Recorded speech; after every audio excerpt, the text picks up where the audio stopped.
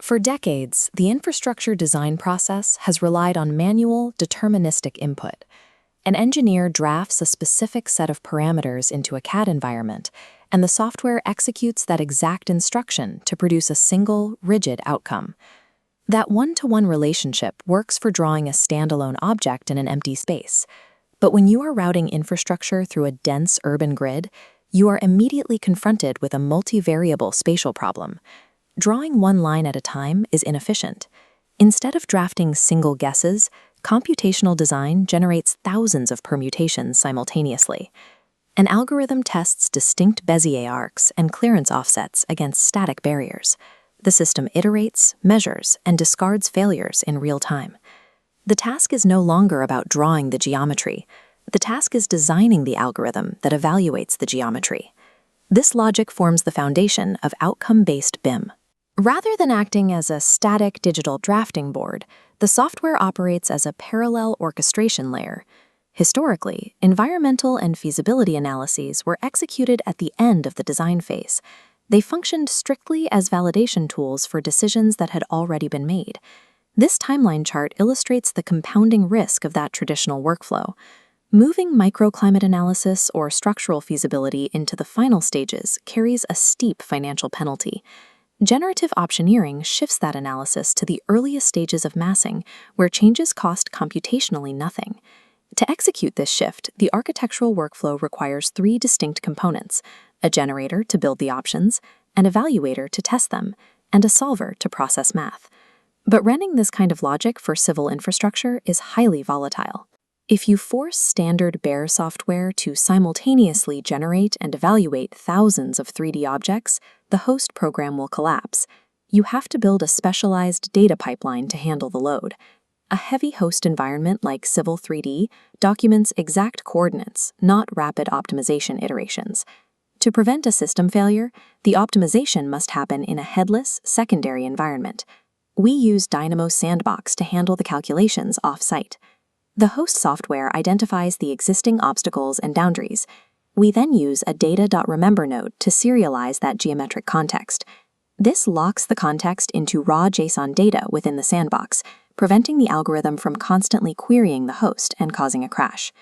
With the environment mapped, we establish the variables the algorithm is allowed to test. In this case, we define specific y-axis control points and clearance offsets. For the solver to recognize these data points as flexible parameters, the variable nodes must be explicitly tagged as isInput. This sandbox protocol, extracting, serializing, and defining variables externally, is the foundation for outcome-based BIM optimization. We move to the generator phase. This is the skeleton builder, responsible for plotting the infrastructure route based on the variables we just defined. The sequence begins by drawing a straight baseline from point A to point B, then dividing that line into equal length segments. We then apply the variable y values through geometric translation. This creates a continuous multi-node pathway that fluctuates across the grid. To manage direction changes at each shifting node, we introduce arc.byFillet logic into the pathway. The fillet logic ensures that the lines don't break at sharp angles. It smooths the junctions into curves that are structurally viable for real-world construction. Finally, we apply our clearance offset variables to the curved pathway, establishing the physical trench width required for the infrastructure. The generator phase takes numerical inputs and successfully translates them into thousands of testable spatial possibilities. Generating geometry is mathematically easy. The challenge is ensuring the geometry is actually useful. That requires the evaluator, a set of strict mathematical targets that discipline the generated routes. The first primary metric is efficiency. We instruct the system to minimize the curve.length constraint, ensuring the route uses the least amount of physical material. The second primary metric is clearance. We assign a target of absolute zero to a geometry.intersect node.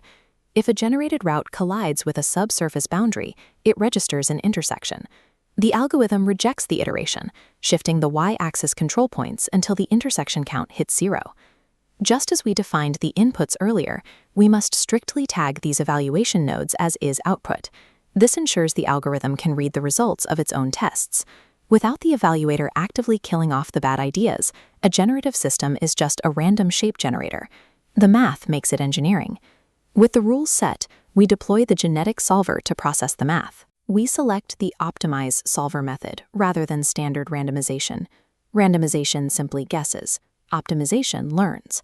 We define an initial population size, triggering multiple distinct routes to rapidly branch out and search for viable terminal connections across the grid. Over successive cycles, the solver uses an evolutionary process of crossover and mutation, combining successful routes. It strictly discards any iteration that hits an obstacle and preferentially breeds the control points of the shortest surviving lengths. After hundreds of generations, the system doesn't return one single perfect answer. It returns a Pareto front, a concentrated set of the most highly optimized trade-offs between length and clearance. By leveraging evolutionary pressure, the genetic solver calculates structural solutions at a volume and speed humans simply cannot manually compute. We now have our optimal routes, but we still face our final systemic risk. If Dynamo instantly attempts to draw every generated iteration directly into the Civil 3D master file, the environment will collapse. To prevent this, engineers use this parallel coordinates chart. It displays the entire Pareto front of solutions. By adjusting the constraints on the axes, the engineer manually filters the data until a single optimal route is isolated. Between this isolated sandbox data and the master BIM file sits the data.gate node. It acts as an absolute firewall. Only when the designer has verified the exact parameters of the optimal route do they trigger the gate, switching it from closed to open. Opening the gate releases the data pulse, triggering the instant instantiation of the precise 3D geometry back into the native BIM environment. The master file remains secure, the risk of crashing is eliminated, and the engineer maintains the ability to run infinite external optioneering. This abstract algorithm scales directly to physical infrastructure. In the business district of La Défense, Paris, civil engineers faced a highly specific spatial challenge. The Colas Flowwell project required connecting over 100 dynamic road-embedded LEDs.